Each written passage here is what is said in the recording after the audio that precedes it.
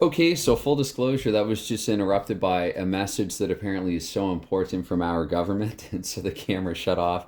I'm going to figure out if I can try to splice these two videos together on YouTube. So, what was I saying here? So, for the game, um, wow. The players that were injured for a game were Dunk McCollum, Ron Ellis, and Honor Richard.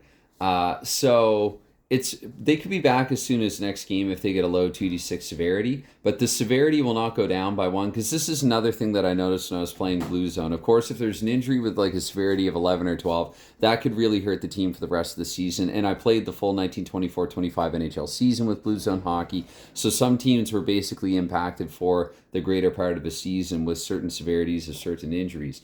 Again, because I'm doing a really kind of a shortened campaign, I don't want the severity to be quite as severe, I guess, for lack of a better term. So I've set it up. I mean, 5 games, that is still half the season. Four, 3, and 2, and so on, a little less, but it's those messages that interrupt my flow are really distracting. I don't like them. Anyway. So oh, I should just continue talking as if I might not even upload this. So the yeah, so sometimes in actual hockey, not just NHL hockey, but an injury that looks really bad as it happens, the moment it happens, you're surprised to see that player come back the very next game, or maybe even just a few games later, and you would assume that that player would be. And sometimes the prognosis on an injury is this guy's going to be gone for weeks, maybe even months, and then suddenly they're back a few games later. It's not common, but it's not the most uncommon thing either. Similarly, especially in today's NHL game, you get, oh, he's day to day. He's day to day. 2 months later, oh, he's day to day. He might be week to week. It's been 2 months. Like what's going on? Really? Is Robin Leonard really only day to day Vegas? Sort of thing, going to a recent example. So, again, I feel like here, like the example of a day to day. So maybe some of these -1s and -2s, if they roll up a high severity, they'll end up being out long term. Anyway, probably already more than enough said. So I'm going to injure Ted Green, or find out Ted Green has already been injured. I'm going to find out the severity of his injury. So just a 3 rolls up for Ted Green, because Boston, on top of everything else, they're not just good, they're also very lucky. Ted Green is probably back next game, and if not, he's guaranteed to be back in 3 games. Actually, I kind of like the way that works out. And the reason I would say that is because, so for 2 games, he'll remain at 3. So all that I have to do pre-game for Ted Green, this is a practice roll, is roll something that, like that 9 that I initially rolled there, that's much greater than 3. Ted Green would come back for the very next game. But even if he doesn't, even if I roll snake eyes for a couple of games, after the 3rd game, it will be -1 after. He's -2, so -1 after games 2 and game 3, going into game 4 of the season. This will turn to 2, and then obviously at 2, I'm automatically going to roll 2 or higher, so Green automatically comes back. Let's find out Dunk McCollum. He had one touch in the E6HL. His very first roll on his card, he was injured and put out for the game. Welcome to the E6HL, Dunk McCollum. Your injury severity is a 9. So there's that 9 rolling out again. And so McCollum there at the injury severity of a 9. And it's going to, and again, he could come back the very next game if I roll high again on the 2d6. But this 9 is not going to drop to an 8 until, I guess, 1 + 5. So after game number 6 on the season, it would go to an 8 for going into game number 7, I guess, and then the 7 in game number 8, and so on. So Alex Delvecchio gone for the period, and Delvecchio with an 11. So Delvecchio, the silver-haired captain, it could be a while for him, because again, for 4 games, this is going to remain at 11. So there's a rare chance that with a single 2d6 roll, I'm going to roll 11 or higher. My odds are 3 in 36. So that's not good. Delvecchio probably gone till about game 5 or 6. Hopefully he'll be back mid-season. But even mid-season, this will only drop to 10 after 1 game, and then 9 after the next game, and then 8 after the next game. So there's a bit of maintenance required here for this, but I kind of like that a little better, at least for this kind of competition, than, say, again, Larry's Chart of Doom. the dreaded 2d10 roll where a guy's gone for like 23 games or 15 games or something like that, and there's nothing you can do about it.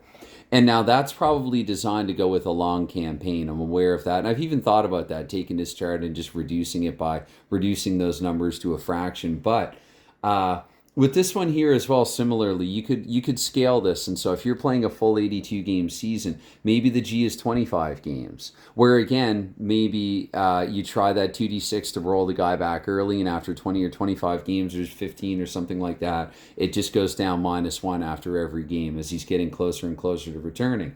And so on. You could scale all these by a certain number. But anyway, Del Vecchio with the 11.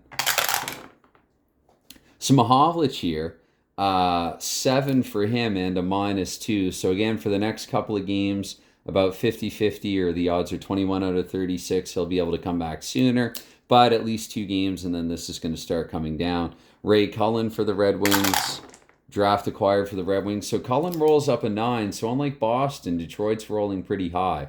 So again, for games 2 and game 3, he will remain at 9, and then from game 4, it will go to 8, game 5, 7, game 6, it'll be 6, and so on. Norm Ferguson also rolling up a 7. I mean, 7, the odds are 6 out of 36 that you're going to roll that. 1 and 6, it's a fairly common roll. And so Ferguson, luckily for his sake, and the Red Wings, just the -1 there. On to Vic Hadfield. Vic Hadfield got hurt for New York, and that is an 8 for Hadfield. And so again, next game, pre-game, I'll roll an 8 to see if he can come back. Ron Ellis, the first injury of the 69 campaign for the E6HL. So Ellis, oh shoot, that's a 10. So until game 6, until after game 6, that 10 is going to stay a 10. There's a small chance he could come back early. By small, I guess I mean, 6 out of 36. So a 1 in 6 chance. And other than that, he'll probably try to get back later in the season. Henri Richard also gone for the game, and that's a tilt, so I got to re-roll. A 6 would have been nice. But no, I'm not going to be that lucky, as Henri Richard also rolls a 10, so I'll utter it out loud. Rumor Brian Perry will come in and be signed by the Habs for some injury relief. I believe Perry was an Oakland Seal. So Montreal was looking at him in the offseason. Now they're looking at him even more closely. Jacques Lemaire. Oh, and that did drop to an 8. So Lemaire with a -3. So for the next 3 games, it will take an 8 to roll him back in. A thought that just occurred to me, honestly, just this very second, is if I bring some of these minuses back a little early, do they keep the minus on their card? I want to lean towards no for some simplicity's sake, but it's possible I will rethink that. Yvon Cornway with a -2. Yeah, I might leave that, actually. That might be the stipulation if they come back early. Although for the game and period players, I don't know. Only 3 for Cornway. So Cornway probably will be back next game. The odds would be what? 35 out of 36 that he comes back. And 8 for Vadnais. So Vadnais could be gone for a few, or could roll high and be back a little sooner. Again, because it's already a short season, I just don't want to be playing week after week, game after game. At the same time, as nice as it would be, I know that there are some fringe players, and this will continue. This will only increase as each season passes. There are some players that didn't quite make it in the draft, like Brian Perry, who were still pretty good players in 1969, and so it'll be nice for him if he gets a shot. Of course, he'll still have to make his way into Montreal's lineup. A Montreal lineup that's a little center-starved, but there could be some other transactions on the way because there are some teams that are center-heavy. So we'll see what happens, and Terry Crisp will probably be released by Montreal. He had a very bad camp, which is my way of keeping the league competitive. Certain players from one season to the next, they perform really badly in the following NHL season, so I just say they've had a really bad camp and try to keep it best as possible. Anyway, so that's me injuring some guys in Hockey Bones. And again, feel free to let me know in comments if you have some ideas, and any ideas about this idea, things that you think, you know, sort of a have you thought of this type thing for handling injuries. I think it'd be nice and pretty cool to get a little discussion going on that, because I've heard, like, I think the classic Dave, I was going to replay a football season and Steve Young or someone got injured in week 1. You know, something like that. So it's yeah. How do you handle injuries when you go to do a replay or do a project like this? All right. Anyways, as always, anytime, any consideration, it's never expected, but it is greatly appreciated. And now that I've got my guys injured, it's time to get going on week 2 for this Hockey Bones project. So bye for now.